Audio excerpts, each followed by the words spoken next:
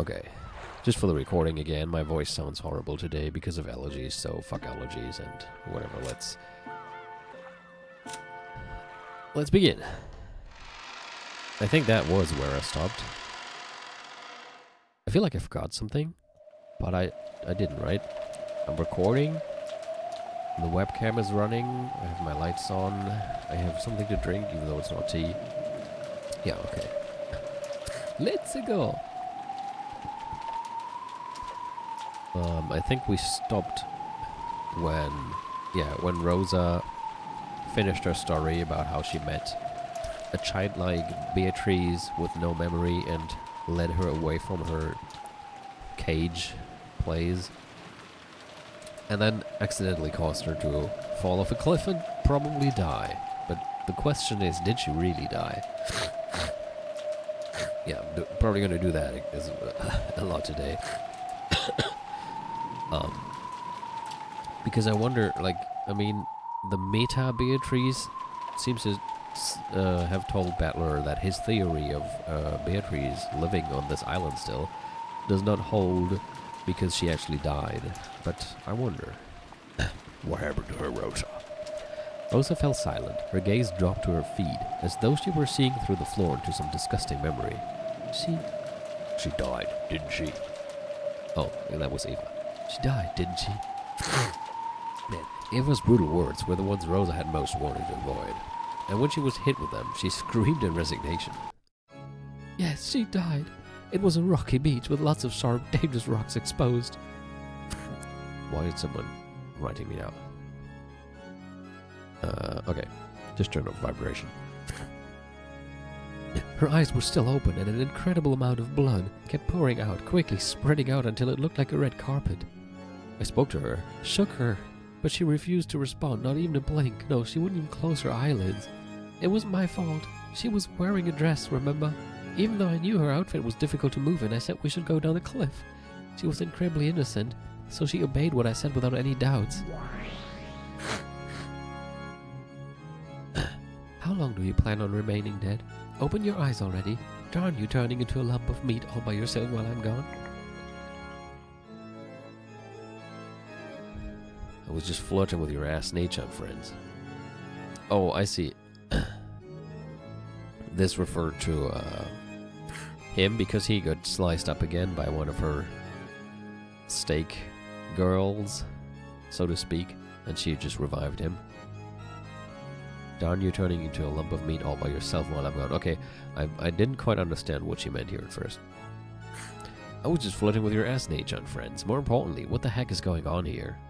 Well, as you can see, I missed my footing, fell down, and died. What the hell? Even though you showed up as the 19th person, you were already dead? Don't mess with me, that's impossible. Aunt Rosa was a kid, and she was panicked, and it's not like a doctor was there. She probably just mistakenly thought you were dead, and you were probably, alive and pretending to be dead or something. Isn't that right? It can't be true. She's gotta be alive. Otherwise, how can she be here? The kid-aged Aunt Rosa shook Beatrice's body, crying. I stared into that face, too. But her eyes were still open and it really was a corpse. I wanted to dodge the issue by saying something vague like she must be playing dead. But no matter how I looked at it, it didn't look fake at all. It really did look like she was dead.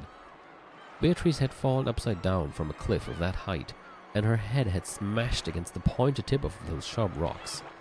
Yeah, you probably would die after landing on those rocks from that height, but I couldn't accept it. No matter how dead she looked, she had to be alive. Then she went on to become this damn irritating witch that makes all the inconsistencies fit. Grandfather must have kept her confined constantly in a hidden mansion. Then, to take revenge for that, she committed several atrocious murders. Aunt Rosa probably just mistakenly thought she was dead, but she was actually alive, and as soon as Aunt Rosa left, would miraculously breathe again. So my prediction right now is that probably Battler is gonna spin all these theories in his head, how she might have actually just played dead, and then she's just gonna hit us with the red truth saying that she died back then, or something. Then she somehow lived on until today and opened the curtain on her revenge drama. Otherwise the facts don't fit together. Watch. I won't let you trick me so easily. Can you repeat it in red? That she's certainly dead? She has to be alive, right? It's obvious. How does that look alive to you? It's definitely dead. But she's saying it. She's not saying Beatrice. The Beatrice you see lying there is dead. She could just be referring to a rock right next to her. But, what is she saying in Japanese there?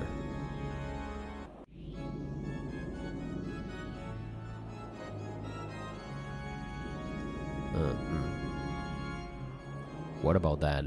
Looks alive to you. Something like this. My theory that the 19th person was grandfather's mistress, a human Beatrice, had been defeated. I had planned to strike back from a defensive position, but then, who are you? You just died, right? Don't tell me you revived yourself with magic. I've already explained that, have I not? The me lying over there definitely possesses my soul, but that body is nothing more than a cage of flesh, tying me to the physical world. This is how that cage of flesh was broken. Do you understand what that means? I don't have a clue anymore. Keep having fun with your witch girl tricks. I'll listen to that in place of a snack. What the? It's empty. Hey, could I get some more black tea? Renove, our guest would like some tea. When Beato clapped her hands, Renove appeared. Butlers sure are convenient. A refill, you say? Certainly. How much shall I pour you? Well, I've got more than enough snacks. Half will be fine. Even so, filling it to the brim is the English custom. Oh, is it?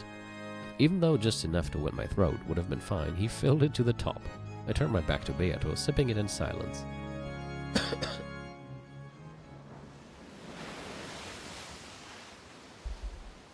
Hey, wake up! Beatrice! Rosa shook me. No, shook the corpse that had once been me. I watched over her from a short distance away. So I fell from there and died. For a while I believed that was true. I saw Rosa spend a long time beside my corpse, then watched her as she ran away. Eventually I realized that I was a different individual from that corpse.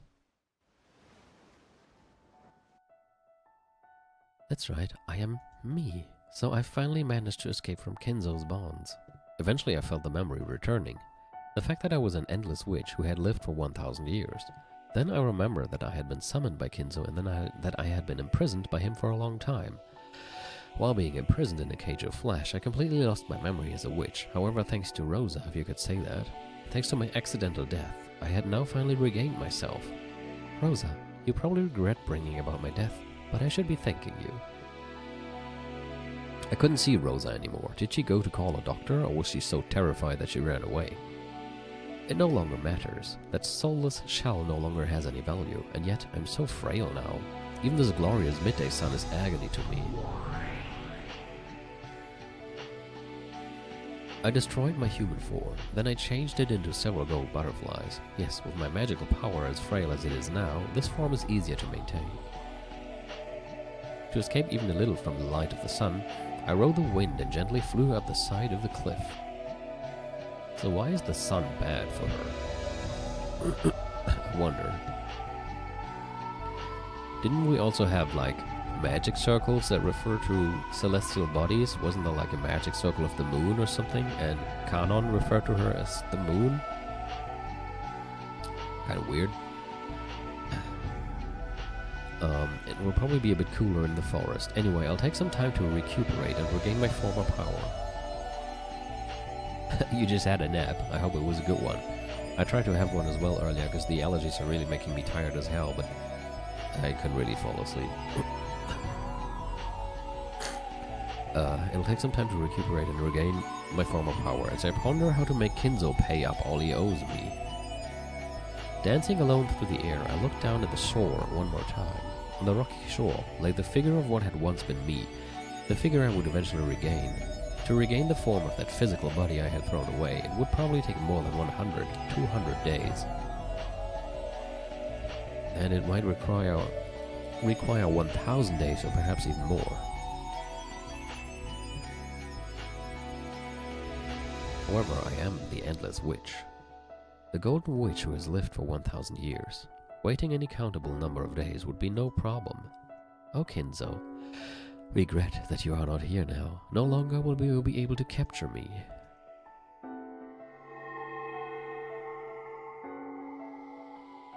I keep hearing something.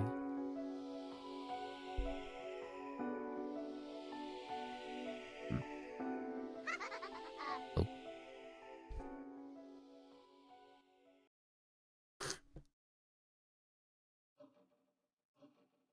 And then you changed into gold butterflies, hid in the forest, and waited for your magical power to be restored?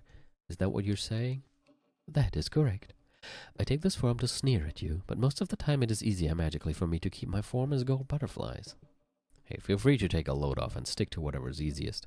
I wouldn't mind not having to hear your irritating laugh. When I turned into butterflies and slipped into the forest, it was already no longer possible for Kinzo to find me. However, Kinzo was not dismayed. Still, he was not immediately able to prepare a way to catch me. So he first moved to prevent me from leaving this island, and to keep me from regaining my power. My. At any rate, Kinzo's spitefulness was unimaginable. It was pretty tough to be loved by someone like that. Found a way to keep you from leaving after you turned into butterflies? What, did he put a bug net around the entire forest? Indeed, a magical one. Didn't you know? On the sea in front of the harbor is a reef upon which sits a small shrine of Eastern magic. Oh, that. It was gone by this year, though. It was a small shrine built long ago by a Shugenja, right? From the very beginning, Rokenjima has been an island enveloped by a distortion. It attracts things of magical power and other related creatures. The lady herself is one of them. How about some more tea? Please. They brought harm to humans and probably left several eerie legends in their wake. That small shrine was built in ancient times by an Eastern magician who heard of them. A long time passed and that power was lost. By repairing it, Kinzo restored this island's barrier and once again bound me to the island. Can Eastern magic work on a Western witch like you? Normally the affinity would be poor. However, for the purpose of sealing me here, it may have been quite convenient in a way. If it was Western magic, I would have had some knowledge. For any barrier, there would have been some measures I could have taken. But Eastern magic is outside my area of expertise. It was as if I had been given chopsticks instead of a spoon for some soup that I wanted to drink. In a space dominated by Eastern magic, Western magic loses much of its power. Even if she were given 1,000 days to regain her strength, she would have to wait many, many more. So you're saying it took over 20 years? It took you 20 years to regain your power, and now you've revived, as we can all see? Those were horribly long years. I spent many days in the form of gold butterflies, found Kinzo's mansion, and watched over him every day. I lived through those days with no means to enjoy myself, except to ponder how I would get back at him. Yeah, it doesn't really seem like there's any chance she will fall in love with him anytime soon. That period of 20 years was fortunate for me. Kinzo tried to use all sorts of magic to find and capture me, but each failed. There's a limit to how many miracles a single human can bring about. Even simply holding me captive for that long had been a miracle far above his place. It would be unthinkable for me to be captured like that multiple times.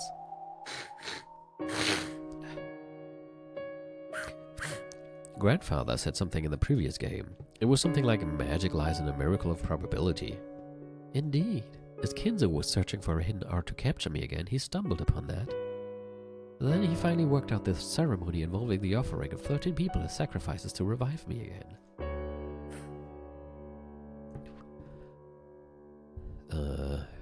He finally worked out the ceremony, but wasn't that ceremony written on the epitaph all the time already? Kind of confuses me now. Because I mean, the way I understood it... Then again, have we ever been told since when this was written on the epitaph? Not sure if we have been told when it was first written there. Because, I mean, this clearly describes the ceremony. And to me, this just sounded like the epitaph had already been there when he found the instructions for the ceremony, but that would be super stupid because they had already been there all the time. And it's not like they were hard to decipher. It just tells you how to kill people. But I guess maybe he found them and then he wrote the epitaph. don't know, certain people as sacrifices. That is the witch's epitaph. Oh, maybe I should always... Ah, that's right. Yeah, thanks for reminding me of that. When Batla was on the island the last time, which was several years ago. Was it 3 years? No, 6 years, right? He was not there for 6 years. The portrait had not been there yet. For those who are not watching the chat, that was just mentioned there. So that's true. So yeah, the portrait and the epitaph have not been there that long, I guess. That is the witch's epitaph, a song of sacrifices. 6 people on the first twilight, 2 people on the second, and then 5 more people on the fourth through 8 twilights. Kind of make him sound like Byakuya from Danganronpa, sounds like in my head. A forbidden ceremony involving the offering of a total of 13 people as sacrifices. Those sacrifices were to be chosen randomly, and the one who held the ceremony, Kinzo himself, was no exception. Dumbass. Are you saying that all the gruesome murders on this island were a weird ceremony? I had had a vague idea that this might be the case, but I couldn't just hear that it was true from a witch and a demon and say, oh, really, and accept it. There are 18 people on Nokenjima. 13 are offered as sacrifices, 5 are left alive. Then I revive. In other words, but I mean, it also says that then everybody dies, doesn't it? In other words, the odds that Kinzo will be able to meet me again are probably around 1 in 3. He bet his own life on those odds, wishing for a reunion with me for the last bit of his remaining life. Which wasn't much anyway. You saying he gathered our family for the sake of that joke of a ceremony? Don't fuck with me. Don't say stuff like that, damn it. It was all set out in our contract from the beginning. When Kinzo's life ended, all the gold I lent him and all of the assets he created would be given to me. Yes, Kinzo did stab me in the back quite brutally, but looking back now, it was a rare and precious time during my 1,000 years of life. After all, boredom is my natural enemy. To Kinzo, who offered me a chance to run away from that for several decades, yes, you could say I owe him for that. I decided to go along with Kinzo's game. So to start, Kinzo returns the Yoshinomiya family head's ring to me. It was my goal that revived the family after all. Then 13 people are chosen at random to be sacrifices. While that happens, you all run about, showing me all kinds of human interactions as you try to oppose me and entertain me greatly. Yes, I truly have taken a liking to this game of Kinzo's.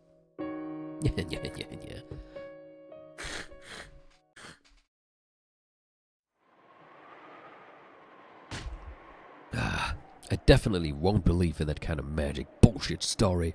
Then who are you? You fell off a cliff and died, right? Your soul slipped out, became butterflies, and went to the forest. That isn't possible. But you're here. Who are you? Aren't you the 19th person? That is true. I am the 19th person. But it's useless, right? It's all useless. Oh. Now what? There are no more than 18 humans on this Orokenjima. What? Didn't she not say that earlier?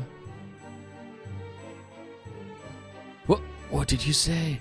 So you're saying that the X and the 18 plus X doesn't exist? Are you saying the piece I took, the X, doesn't exist? That is what this means. My condolences. Still, you do move fast, my lady. She refused to say anything earlier, yeah. Which sounded like it wasn't true, but now she says it is true. So she just refused to hit us where it hurts, I suppose. Also, is the stream quality okay for you? It looks horrible for me, but I don't care. I just have it open so I can see if there are any disconnections. As long as it's fine for you. Okay, cool. Looks like 240p or something for me. Well, as I said, I just have it open so I can see if when my internet connection fails or something.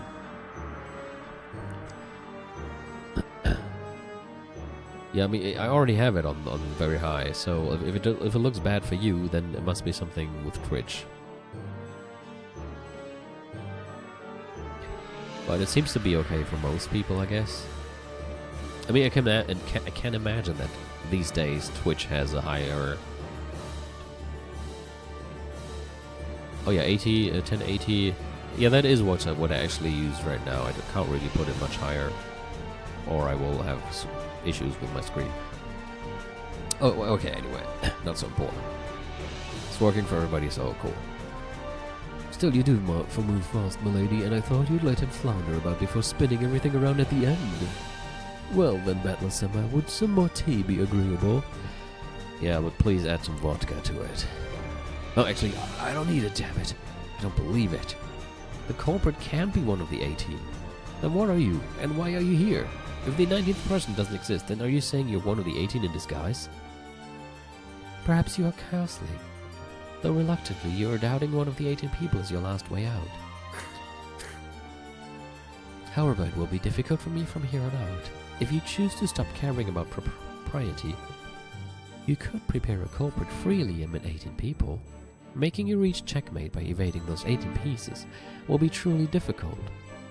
So if I do that, I won't suspect any of the 18. I don't want to suspect people.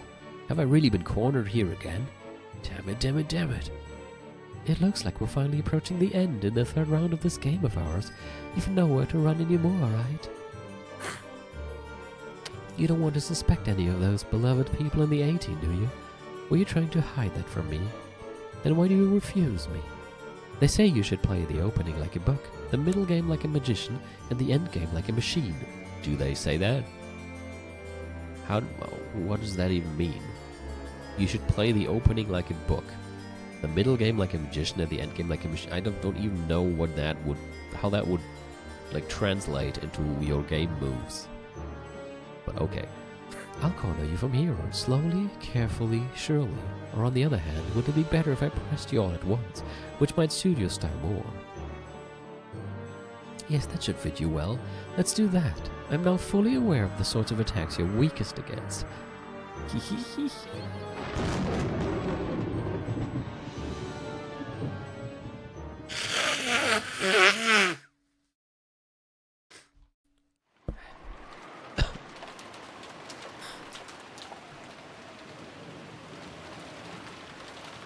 So now what?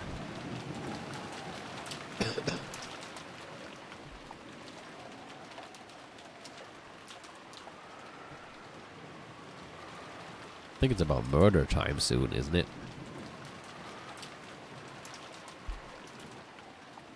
What time is it right now anyway? In the game, I mean. Is there a way to check that? I guess we're just fast forwarding now. They're showing us like the different things taking place, like George showing her a ring. Yeah, George showing his ring to Shannon. Oh, there's my answer again.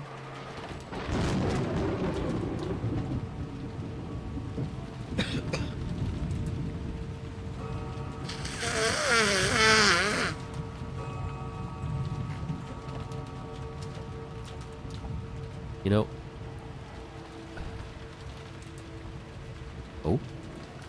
Okay, it's showing where everybody is. They're in the dining hall. Still dining hall, I think. Also looks like the dining hall. Kitchen.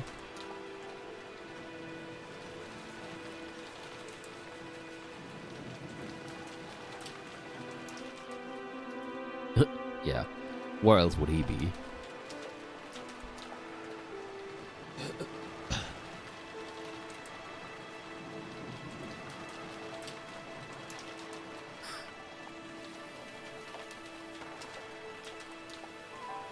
I really like this mansion atmosphere.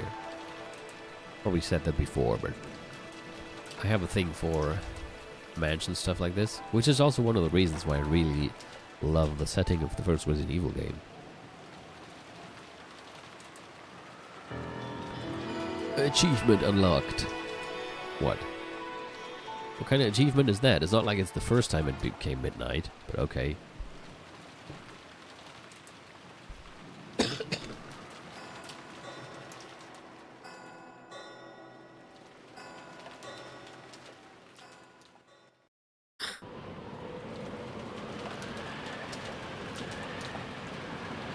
Oh, it's still night.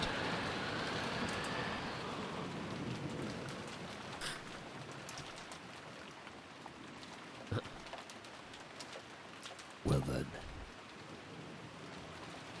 How will this game be resolved? You may submit or you may resist.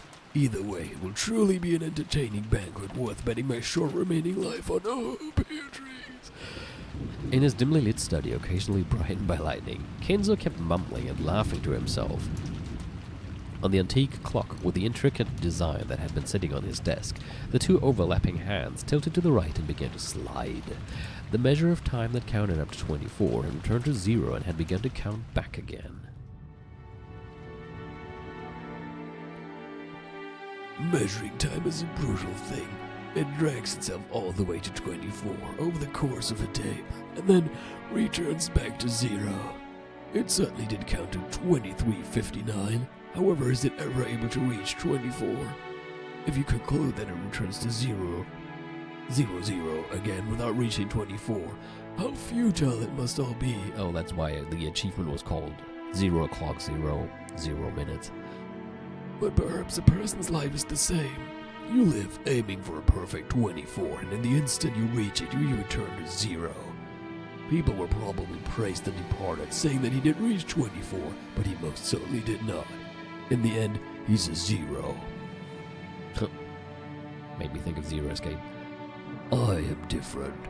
I will live and reach 24. That itself is the Golden Land, for that is where Beatrice dwells. Kenzo had been fumbling around with some tarot cards for some time. It looked as though he was trying to divine his own luck with a contest, doing it over every time he didn't like the result. That's not how that works, dude. Oh, I'm gonna line the tarot cards. No. What is this shit? I don't like this. I'm gonna do it again. What? No, not better. That's cheating, dude. The most forbidden action in tarot reading is trying to predict the same thing twice. To do so ridicules the results of fortune-telling, and also desecrates those beings higher than humans that give revelations through the tarot cards. Yeah, I mean, let's say if all that is real, and by putting tarot cards on the table, you ask some higher being about your future, and then that being is so nice and actually tells you, and you just, nah, fuck that, I'm gonna do it again. I'd be pissed if I was that higher being and be like, fuck you then. I'm not gonna say anything anymore, just gonna tell you lies from now on. would be very frustrating. So I can see how that would desecrate the whole thing. However, Kenzo knew tarot cards shouldn't be used twice because since they're nothing more than a random number generator, reading them twice will naturally cause a different result to appear. Therefore, reading them twice was only forbidden to preserve the mystique of the tarot card's results. However, that didn't mean that Kenzo didn't take tarot reading seriously. Kenzo's interpretation of the tarot reading was done in a completely different way. Also, I'm not even sure how you pronounce that in English. It is tarot in German, I think. That was to repeat the reading over and over, without giving up in the slightest until he reached the result most favorable to him. The mark he set for this most favorable result would vary, but when he demanded the most favorable result in a strictly literal sense, it was the same as a simple roulette of luck, where he seeked an arithmetic miracle. However, Kenzo used miracles of numbers as the basis of his magical power, so this functioned perfectly well as a magical ritual. In other words, until the result he desired appeared perfectly, he would strive to repeat the tarot readings over and over with conviction, turning the feelings of his heart into prayers so that when they reached the heavens, they would be sublimated into results. This was Kenzo's personal magical interpretation. Therefore, even though Kenzo's tarot cards were no different from those generally used, the way in which they were used was completely different. Yeah. Tonight will not go as I thought. Kenzo stopped his hands for a second. He seemed not to be getting the results he wanted. On the contrary, bad cards that shouldn't show up so often appeared repeatedly and continued to interfere with the miracle Kenzo wished for. Huh. Is that how it is? Kenzo seemed to have received some revelation that was different from normal, but judging by the unlucky cards scattered across his desk, it was difficult to imagine that the omen had been a good one. He did. For a while, Kenzo closed his eyes tightly, pondering something. Did I really turn the stove off? Then as the thunder roared, he made up his mind about something, took the telephone receiver, and dialed. It is I! What a I don't know why that makes me laugh, but that is such a theatrical way of pronouncing your presence. It's just, hey, it's me, Kinzo. 'Tis I. It's ideal. Maybe that's why it made me laugh. But seriously, I can like almost picture him cutting a curtain in half and jumping out on stage. 'Tis I. Is Genji there? An urgent matter has come up. Could just say, hey, hello. I mean, nobody's not gonna know who you are.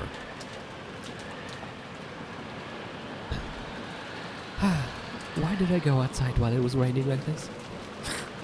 In front of the entrance hall, Shannon's once burning face had been cooled off by the frigid air and the rain, I would assume. She had thought that George's proposal would surely come sooner or later. It wasn't as though she hadn't prepared herself mentally, and she had answered by nodding. Had she been reckless because of her youth? Okay, so one thing I'm wondering about is what causes... I mean, I can see that Beatrice appearing on the island in episode 2 caused a lot of things to be different, but like, there were also things where I'm not sure where I suppose they also weren't the same in episode 1, even though they were at the airport before there was even any interference that would, like, be able to cause the repeating thing to be different. I don't know if that made sense. I'm having a hard time phrasing it the right way. Anyway, I'll come back to it at some point. Had she been reckless because of her youth? Should she have thought about her future more seriously? I wonder if my immediate reply made him think I'm a cheap girl. If I had at least waited until tomorrow morning, would that at least have shown him I was taking this seriously? Now that she'd already received the ring from George, Shannon kept fidgeting in embarrassment. I should have done this. I should have done that. As she did, she heard the sound of footsteps splashing through puddles. Shannon immediately chased away the emotions welling up inside her. Kenji-sama? And Kanon-kun too. Oh, that's right. I mean, we just had the scene of Kinzo calling Genji. I wonder what he wanted. I'm sorry, I have to go back soon. She grew stiff, thinking she'd surely be scolded for spending too much time in her secret lover's meeting with George. Shannon, the master told us to come to the study, saying it was urgent. Let us hurry. Huh? Yes, certainly. What in the world? He said he had a premonition of misfortune. How convenient for him, considering he's the one who started the ceremony. We will enter from the back, so that Goda doesn't notice us. Hide your footsteps. Yes. Lisa, take care. You're so noisy. Kano was especially good at hiding his footsteps, just like a cat. He was able to suddenly be there without anyone noticing and leave in the same way. For example, even though he stepped in puddles, the sound he made was far smaller than that of the rain hitting them. Genji also had abilities of that kind. Yeah, he's a badass, we learned that. Or rather, those servants called furniture were supposed to be like that. Just like how desks and closets go unnoticed by members of the family, these servants also held it as a great virtue to just suddenly be there whenever they were needed. Compared to that, Shannon's footsteps still strongly asserted themselves. She was also trying to hide her footsteps, but compared to Kanon and Genji, well, you could say she was a little more boisterous. Eventually they reached the back door, and the three of them entered the match.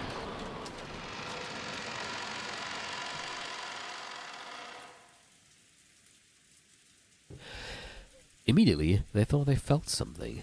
It was different from a sense of smell, and it seemed to hit the depth of their noses. This hard-to-describe sensation, which you might call a sixth sense, allowed them to perceive that something was different from usual. Oh. Kenji-sama. Indeed, let us hurry. That sensation made it feel as though a tense something was pressing in around them. Realizing that, the three of them dashed up the stairs, heading for Kinzo's study while still hiding their footsteps. When they dashed up the stairs, that smell of sweet poison peculiar to Kinzo's study reached their noses. I was about to say, is it just the absinthe? What is it, Kenji-sama? The barrier is dead. Uh-oh. Huh? After hearing Kanon's words, she looked at the door to the study. A scorpion pattern was engraved on the doorknob, a powerful ward against magic, the final barrier which protected Kinzo himself. It had been broken. Huh. How is that possible? Of course, there was no change to the doorknob that the eye could see. However, those who could understand things people couldn't perceive were able to recognize that a dramatic change had occurred. Master, I told you, he dead. it is Genji. Please open the door. Genji called in this way after knocking several times, but there was no answer from the study. Shannon, guard our backs. Kanon, search inside the room. Yes. Go away, I'm dead. Wouldn't that be fitting if even in death he would chase people away from his door? Kanon put his ear against the door, searching for a presence inside the study. To protect the backs of the pair watching the door, Shannon faced the other way, ready for the unexpected. The master must be in here, but it's too quiet. Do you mean to say he's safe? No, it's too quiet. Could it possibly be? Master, excuse us about the door. Genji pulled a gold key out of his pocket. It was the only key to the study that existed other than the one Kinzo held. He stuck it in the keyhole and turned it heavily. At first glance, that seemed to prove that it was a sturdy lock. However, now that the barrier had been destroyed, this door might as well have been left open from the viewpoint of anyone with magical power. The heavy sound just now meant that the door had now been opened even for humans. Excuse me. I kind of like the door sound because it reminds me of the first time I started the game. As Genji respectfully bowed his head, and Kanon's sense of tension grew tighter, and Shannon trembled, they entered the study. The hell? He's still there. They immediately discovered Kinzo's figure. He was sitting on the reception sofa so that his back faced them. Uh-oh. Genji noticed the person sitting across from him and again bowed deeply. Kanon also noticed that person, but he didn't bow his head. It's gotta be Beatrice if he reacts like that. He stood in front of Shannon and spread out his arms, blocking the way to her. So without even seeing that person's face, Shannon already had a good idea who it was. So, you have come, Beatrice-sama. Genji, is it? You came very quickly. Yes, it is always best when furniture answers to their master's call quickly, unlike this person. So, Renov-sama has come as well. Genji directed his greeting towards the thin darkness behind and to the right of Beatrice, where there shouldn't have been anything. Even Kanon and Shannon would never have imagined that someone was there. However, the darkness responded immediately and praised Genji's eyesight. Huh.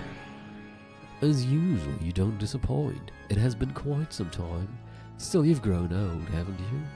Have so many years truly passed you by? My days have been full and satisfying. I'm not sure if he says that and honestly means it, considering he has to put up with Kinzo's shit every day. And the only thing he wished for in the Golden Land was to finally have his fucking peace. It appears you have been living quite a full life yourself, Renov-sama. Yes, thank you. And Shannon, it has been a long time since I last saw you as well. You have grown quite beautiful, and it seems that you have grown quite strong. If you know what I mean, that is fortunate. Thank you very much. Nei-san, who in the world? This will be our first meeting, Kanon-kun. I, Renov, have been entrusted with the position of Beatrice-sama's head furniture. I am an old friend of Genji-san's, and I am also furniture just like you. Although the master I serve is different. Hearing something, wait. Must have been outside. The tense color didn't disappear from Kanon's face in the slightest. Depending on the master furniture served, they might be kind or brutal or anything else. If this person claimed to be furniture serving the hated Beatrice, then he must be despicable as well.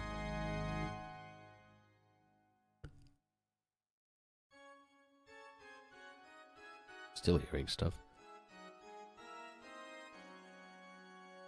Must have been outside. Oh, it's a death flag. No, it actually is inside after all. I think it was just a door. It seems I'm thoroughly despised. It's as though you hate everything that has anything to do with me. Well, it's not like I cannot understand him at this point. Like at the beginning, when you had the scene with Beatrice and Shannon having snacks at the beach and all that, and Shannon even thought of her for the first time as a friend. when we didn't have the brutal fucked up scenes yet that she later created, it was still conceivable that she might actually be a nice person. Just a bit weird, but, well, after the fucked up stuff we saw later, can't really say that's the case. Beatrice openly sneered at Kanon's hate-filled face. Then Kanon finally realized Beatrice and Kinzo were having a chess game across the reception table. But Kinzo hadn't even quivered. He was holding his head with both hands, his eyes closed tight as he contemplated his next move. Or was he in anguish? Master, I have told Kinzo 2 things. There was good news and bad news. Uh-oh. The good news is that he'll have the good fortune of being reunited with me before the ceremony ends. The bad news is that Kinzo has been selected as the very first sacrifice in the ceremony. There's absolutely nothing I can do about it, because it truly was decided by the fickle roulette. Liar. We know you're just a murderer who kills for fun. Stop it, Kanon-kun. So, Kinzo, isn't it about time you decided to accept your loss? With this, our long contest is at an end, yes? At a glance, it was hard to make out the situation on that chaotic chessboard. However, judging by Kinzo's anguish and Beatrice's malicious confidence, it seemed to be over already. It is unavoidable. Perhaps even this could be amusing. It is to me too. Resolving my contest with you may bring a flood of emotions, but it has already surpassed love and hate. It was fun. These past few decades certainly weren't boring. Beatrice advanced her queen and made her final move, and that decided it. Checkmate. This is my final tribute to you. Without any reservations, sleep. Oh, who's laughing? Kinzo, probably. Kinzo suddenly stood up and laughed, like an opera singer facing a full crowd and spreading his arms, as though he had succeeded in a century-long plan. And then he was killed. That laugh spat crimson. Crimson flames poured out from inside him, spitting even out of his mouth, ears and nose, and all at once his body was wrapped in hellfire. Good lord. But Kinzo just kept laughing. The more he laughed, the more the hellfire spewed from his entire body and began to char him. Kinda reminds me of, what was his name? Jorge in The Name of the Rose, who was laughing at the end. Those flames became a brilliant light, which dazzlingly shone on the various magic tools throughout the room, making the distorted shadows dance across the walls.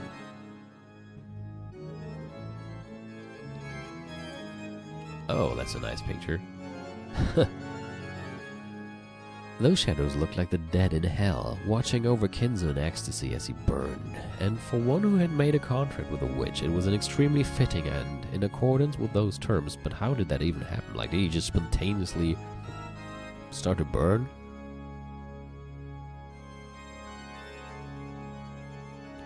After laughing and howling in the roaring flames for some time,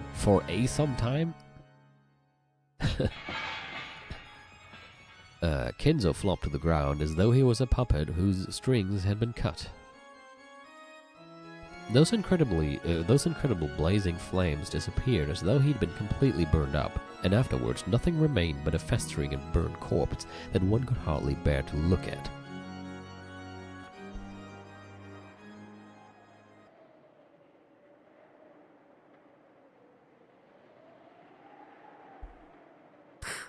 Horrible. Huh. You should talk, as if you didn't think that was a fitting way for him to die. Why have you shown yourself? Do you have some business with us? Stop it, Kanon-kun. You mustn't provoke Beatrice-sama. It would seem you have them absolutely terrified. I imagine I'll never get along with Kanon. It's not as though I dislike you particularly.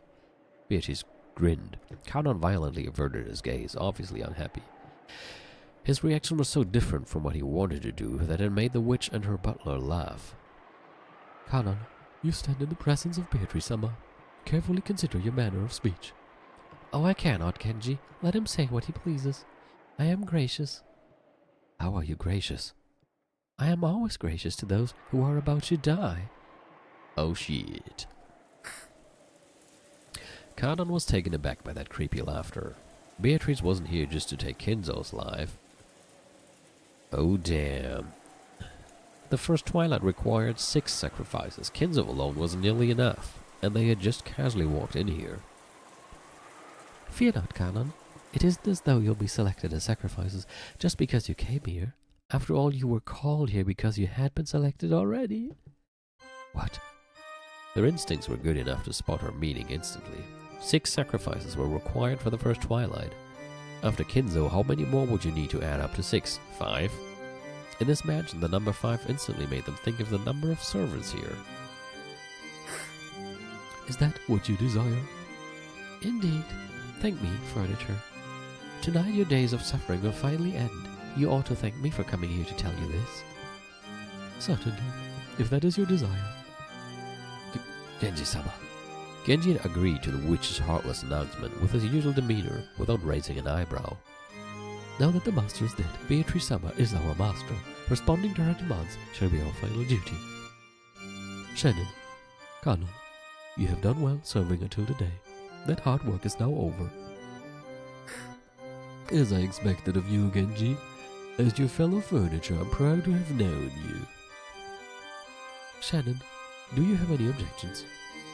Oh. I heard that George-sama gave you a ring. Do you still say that you have no regrets?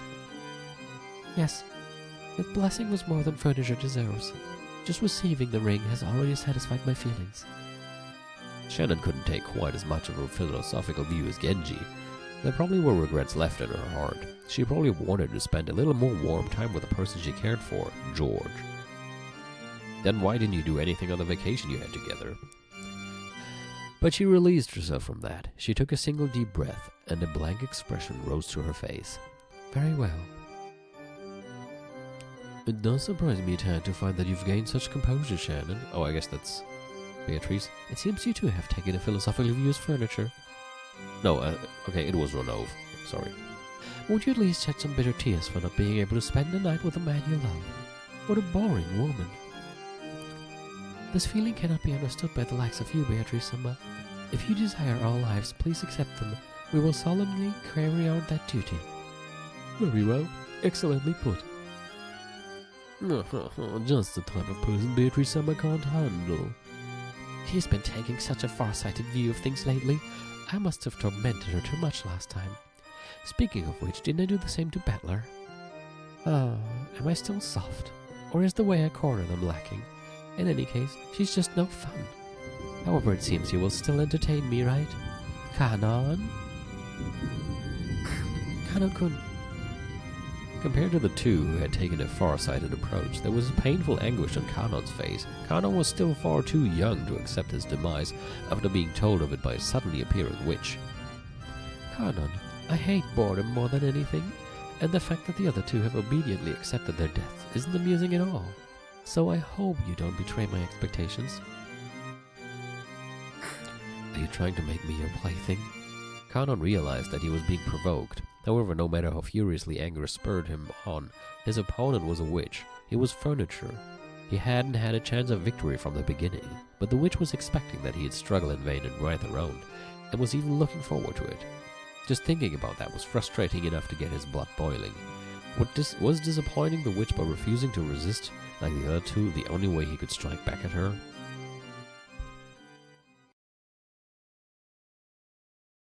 Eldest of the 7 Sisters of Purgatory, Lucifer, arise.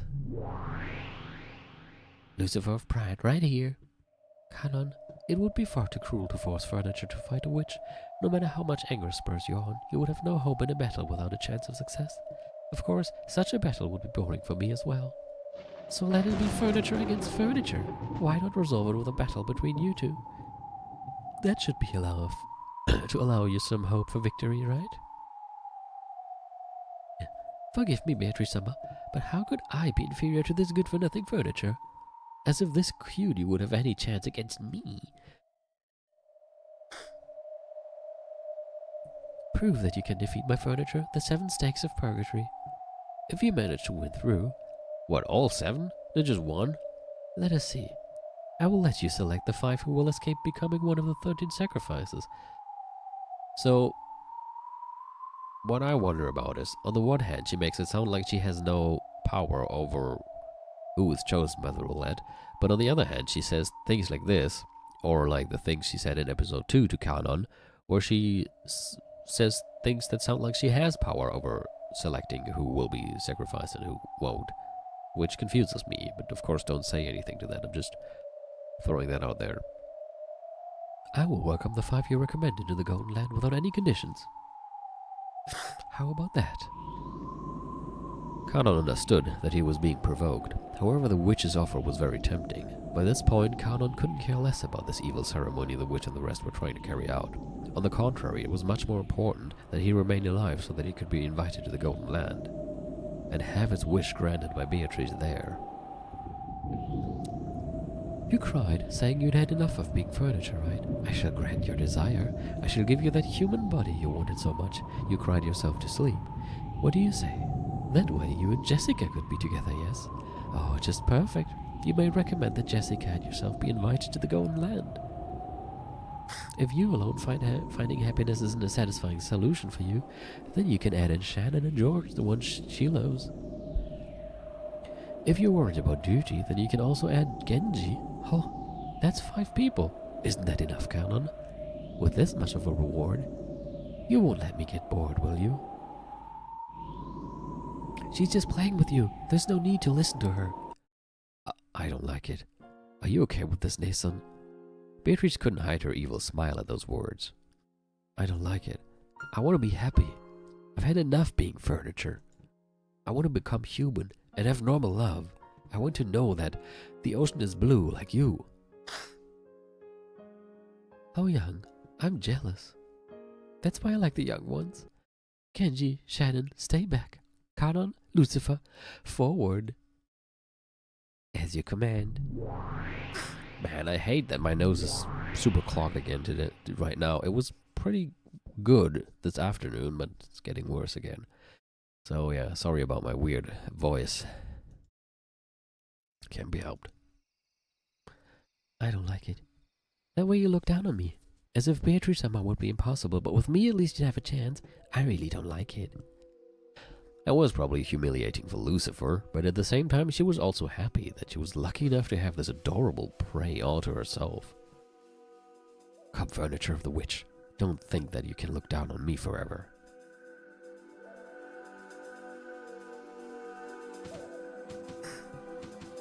Ooh.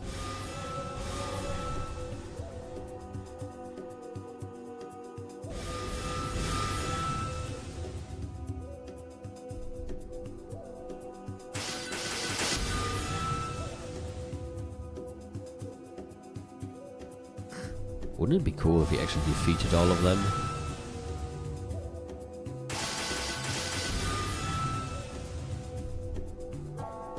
So, Battler, isn't this a fun show?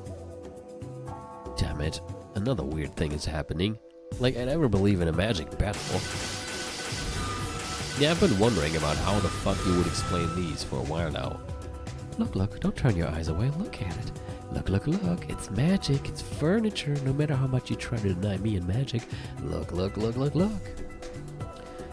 If you've got all this happening right in front of you, it'd be a waste to miss it, don't you think? Look, just stop thinking magic exists. This is fantasy. Don't close your eyes, look closely, look. Damn it. I won't accept witches, I won't accept magic. But if it's being done right in the open like that, what am I supposed to say? Damn it. Come now, don't turn away. Look closely, okay? Magic exists. This is fantasy, so stop playing detective. I know your secret. You actually don't really like to think things through, right? Then just stop. Look, it's gotta be fantasy. Shut up. Don't talk to me. This guy's getting stubborn. Won't you apologize and crawl on the ground right now for being so conceited that you thought you could beat me? If you did, I wouldn't mind forgiving you, okay? Then you wouldn't have to have your skin ripped off while you're still alive. Sometimes she gives off the impression that she's not quite mentally sound. Yes. Sometimes she most certainly does that. I'll get lashed all over your body as you squirm until you die. You're a cutie, so apologize. If you do, I'll finish you off so gently while it still feels great. Be silent, furniture of the witch. Fighting here. I have no intention of speaking with you.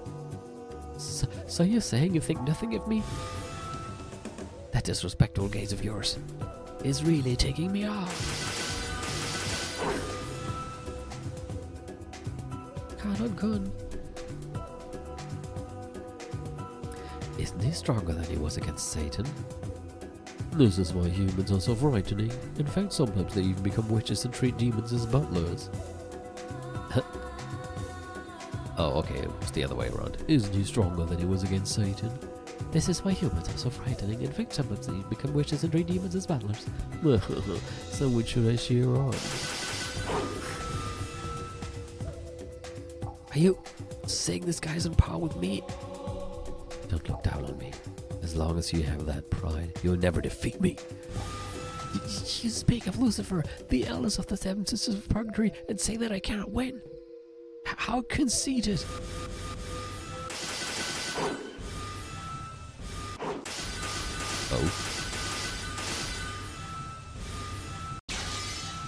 Oh?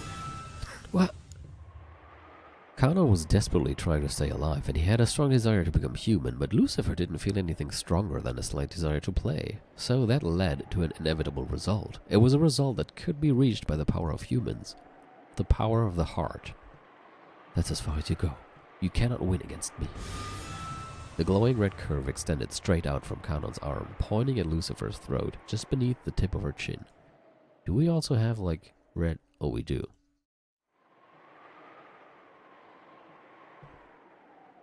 What is this? How could I? There must be some mistake. As she ground her teeth in irritation, she tried to deny the truth right before her eyes. But no matter how much she believed in her own superiority, it didn't change the fact right in front of her. Oh, well done, Kanon. Wonderful, you haven't bored me. How pitiful my furniture is compared to that. Lucifer, you are boring, milady. Was this opponent really too much for you to handle? I'm disappointed, eldest of the seven stakes.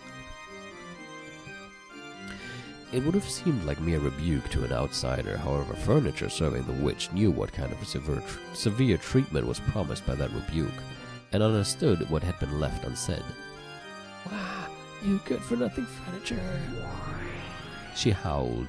Abandoning her last bit of pride, she made her body explode, exposing her true form. That form was a demon stake which bounced off the walls surrounding the room. How could you shame me so much? Kill, kill, kill. You blockhead. Even though you can't even follow my movements anymore. I won't play around anymore. I'm seriously mad. I'll pierce your heart in one blow. I'll plow right through you, make a fountain of bright red blood reach the ceiling. Die. Kanon-kun.